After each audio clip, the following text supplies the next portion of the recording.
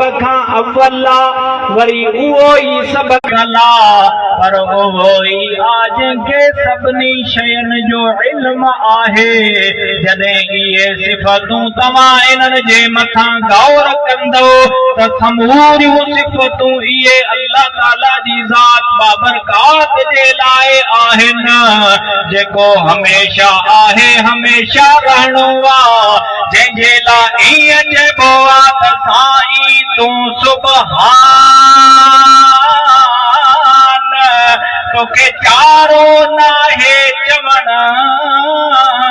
वसंदा शहर वीरान करी ऐं वसाई वाहण कंहिंखे बेग न बख़्शी बकरीअ जी कंहिंखे धणी ॾी तूं धण कंहिंखे पाली सुख पाल चन में कंहिंखां पीहां ई पाहण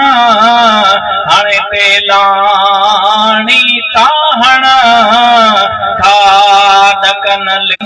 नबूवत में इहा आयत लिखंदे लिखियो आहे त इहे समूरियूं सिफ़तूं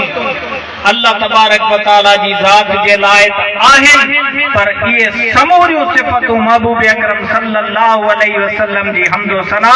ऐं संदन नात आहे सुभान अल्लाह बेशक कीअं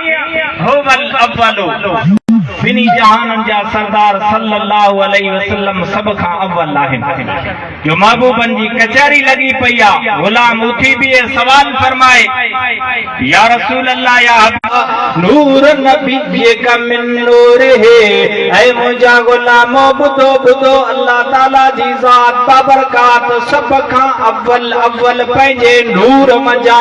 मां मोहम्मद करीम जे नूर के पैदा फरमायो आहे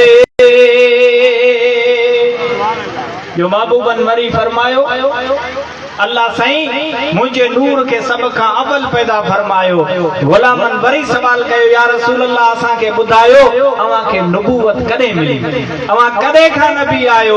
महबूबन फरमायो कुंतु नबिय्यन व आदम बैनल माए वतीन ऐ मुझा गुलामो बुधो बुधो मां मोहम्मद करीम तदे भी नबी हुयस जदे अल्लाह पाक जो प्यारो नबी हजरत आदम मला नबीना अलैहि सलाम अन्या मिट्टी ऐं पानी जे विच ते हुया मां मोहम्मद करीम तॾहिं भी नबी हुयस तॾहिं के आशिक़ इहा ॻाल्हि फरमाई न आदम ऐं मलाइका न सूरज चंड ऐं तारा का शइ कान हुई न आदम ऐं मलाइका न सूरज चंड ऐं तारा नबीअ जे नूर मां मौला सजो आलम उपायो आ मोहम्मद मुस्तफा जहिड़ो न बारी किथ बनायो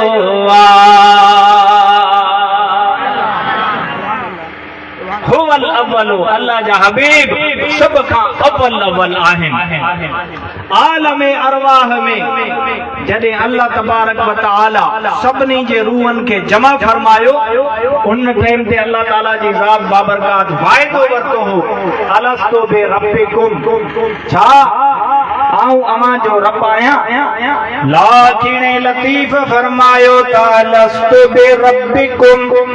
जॾहिं कन पियो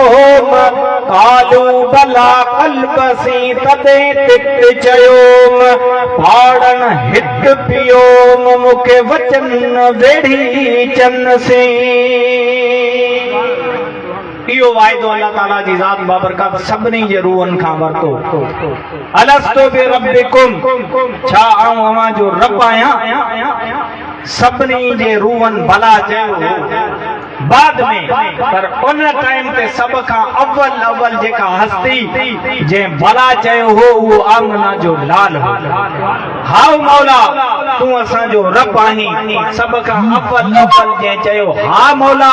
तू असांजो रब आहीं उहा मदीने वारे मीर जी ज़ात ऐं जॾहिं क़यामत जो ॾियारो थींदो कहिड़ी क़यामत ओ जंहिंजे लाइ अल्लाह साईं जो क़ुरान मजीद हीअं फरमाईंदो आहे अल अखिल्लाउ यौमइज़िन बअदुहुम लिबअदिन अदुव्वुन इल्लल मुत्तक़ीन। अहिड़ो त दर्दनाक ॾियारो हूंदो जो हिते दोस्ती जूं दावाऊं करण वारा यारियूं रखण वारा सभु छॾे वेंदा। उन दर्दनाक ॾियारे ते जेकॾहिं अव्हां खे कम ईंदो त ॿिन्ही जहाननि जो सरदार कम ईंदो ऐं ॿियो जेकॾहिं साथ निभाईंदा त अल्लाह जा कामिल वली कम ईंदा।